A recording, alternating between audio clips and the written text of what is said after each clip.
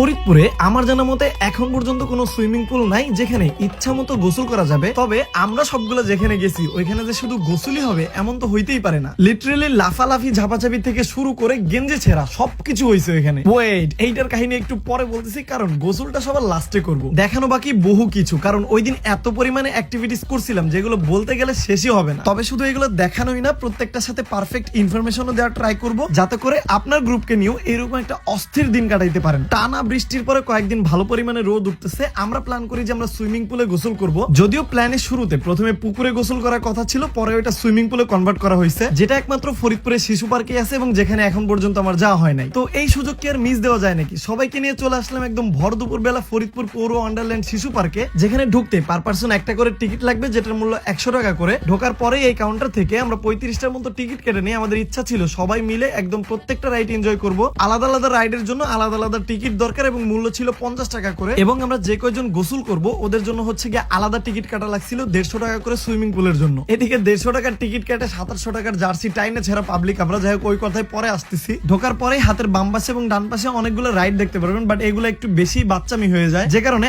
আমার কাছে পার্সোনালি যে রাইডটা সব থেকে মজা লাগে ওইখানে চলে গেছিলাম। এটার নাম হচ্ছে বাম্পার কার। এটা চালাইতে ভাই অস্থির লাগে। আমি তো সোজা গিয়ে বসে পড়ছি যে আমি এখন চালাবো। গাড়িও মাত্র 2টা ভালো ছিল, যে কারণে সবাই একটা টাইমে উঠতেও পারে নাই। এইখানে তো ভরপুর মজা হয়েছে। আমার মনে হয় আমি সারাদিন চালাই এটা, কিন্তু দেয় মাত্র কয়েক মিনিটের জন্য। এখান থেকে বের হওয়ার পরে এই পাশে এই রিয়েলিটি শোর মধ্যে কি আছে এটা দেখতে গেছিলাম, কিন্তু ভাই এটা পুরো ওস্টপ, মানে একদম জীর্ণশীর্ণ অবস্থা। এইটা একদম ঠিক না করা পর্যন্ত স্কিপ করাই ভালো। পরে পার্কের একজন অথরিটির সাথে দেখা হয়েছিল, ওনাকে বললাম যে এরকম অবস্থা কেন। উনি বলল যে রিসেন্টলি নাকি এগুলো রিপেয়ার করা হবে এবং আগামী সেপ্টেম্বর মাসের 1 তারিখ থেকে নাকি বিভিন্ন ধরনের শো আসতেছে এখানে, মানে এই পার্কেই, যেমন স্নোফল শো যেগুলো অনেক বড় বড় পার্কে হয়ে থাকে দেখি মাঝে মধ্যে। তাছাড়া বাচ্চাদের জন্য স্পাইডারম্যানদের রোবট শো, এবং এগুলো নাকি 2 সেপ্টেম্বরের মধ্যে একদম ফুলফিল চালু হয়ে যাবে। দেন বললাম যে ঠিক আছে, আমার বাসায় বাচ্চা কাচ্চার অভাব নাই, ইনশাল্লাহ 2 তারিখে আসবো এই পার্কে। চাইলে আপনারাও আসতে পারেন সেপ্টেম্বরের 2 তারিখে। দেখা হইলেও হইতে পারে সন্ধ্যার দিকে, বা ভালোই তো মিলে গেল কথাটা। যাই হোক, এরপর আমরা গেছিলাম হচ্ছে জেট কোস্টারটার দিকে। এইটাতে অস্থির মজা হয়েছিল ভাই, সিরিয়াসলি। প্রথমে তো বুঝতেই পারিনি এখানে এত মজা হবে। চেয়ারগুলো একটু বাঁকা বাঁকা, বসতে প্রথমে সমস্যা হচ্ছিল। দেন যখন এটা ছাড়লো এবং জোরে জোরে ঘুরাইতে ঘুরাইতে যখন আমাদেরকে উপরের দিকে নিল, একদম বেস্ট ফিলিং ছিল ওই টাইমটাতে। এইখানে আসলে এটা মিস দিয়ে না, এটা একদম পয়সা উসুল করে দিবে আপনার। তবে বাচ্চাদের এটাতে না ওঠানোই ভালো, কারণ কন্ট্রোল করা একটু মুশকিল। এটা এইটার মতোই আরেকটা শো আমার কাছে অনেক বেশি মজা লাগছে, যেটা নাম ছিল হচ্ছে প্যারাডোপা। এইটা হচ্ছে সব থেকে বেস্ট পয়সা উসুল করা জিনিস। এখানে বাচ্চা থেকে একদম বৃদ্ধ পর্যন্ত সবাই উঠতে পারবে, এবং এইটার উপর থেকে টোটাল পার্কের ভিউটা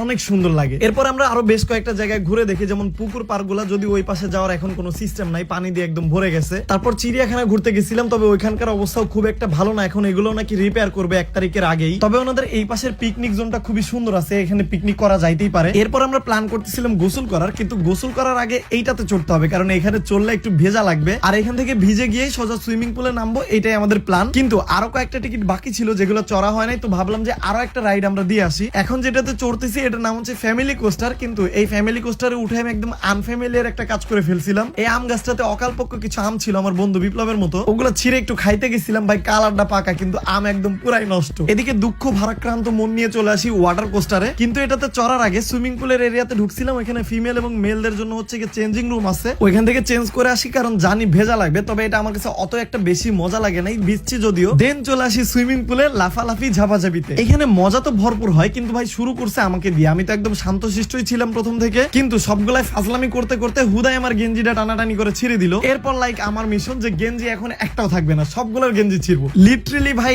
একটারও বাদ দেয়নি, হাত দিয়ে না পারলে দাঁত দিয়ে ছিঁড়ছি। আমার দাঁতের পাওয়ার তো জানেনি আপনারা। এইখানে যে পরিমাণে মজা হয়েছে ভাই বলে বোঝানো যাবে না। আর পানিটা হচ্ছে ক্লিয়ার ছিল, কারণ আমরা যখন হচ্ছে প্রথমে টিকিট কাটছিলাম তখন থেকে হচ্ছে পানি ক্লিন করা ছিল, কারণ আমরা হচ্ছে সবার শেষে এসে এখানে নামবো, তো এই জন্য খুব একটা সমস্যা হয় না। কিন্তু প্রথম দিকে দেখছিলাম বেশ খানিকটা ময়লা ছিল। সম্পূর্ণ দিনটা খুবই এনজয়েবল ছিল। বন্ধু বান্ধব নিয়ে এরকম একটা ডে এনজয় করতেই পারেন। আর ওনাদের কথা মতে পার্কের যে নতুনত্ব আসতেছে ওইরকম কিছু হইলে আগামী 2 তারিখে ইনশাল্লাহ দেখা হবে। যদি পসিবল হয় তাহলে 2 তারিখ বিকালের পর চলে আসতে পারেন, ইনশাল্লাহ দেখা হয়ে যাবে। আল্লাহ হাফেজ।